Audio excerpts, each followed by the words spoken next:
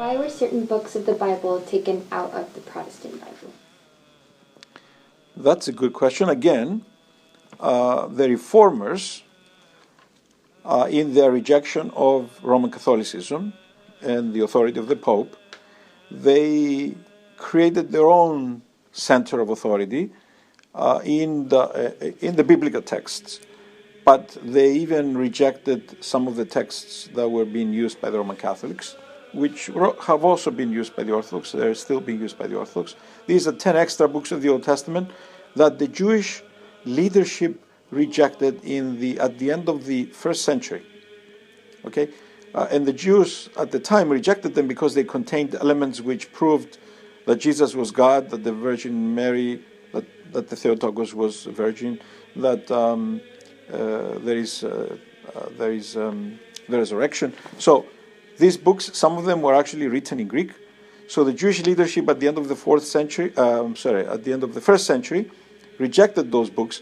So when the Protestants wanted to create their own Bible, they went back to the Jewish canon instead of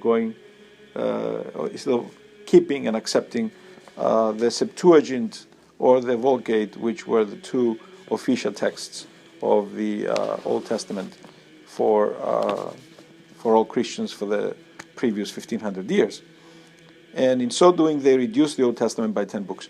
Now, the New Testament, they didn't touch it, although I think Luther wanted to take out the Epistle of James because he had the texts on the works that are necessary, and in his understanding, we're saved only by faith.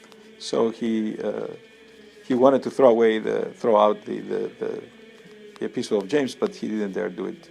There was reaction to that too. So the Protestant reformers were cutting things to their own, I guess, understanding and desires, and they did change the canon of Scripture for the Old Testament, not for the New.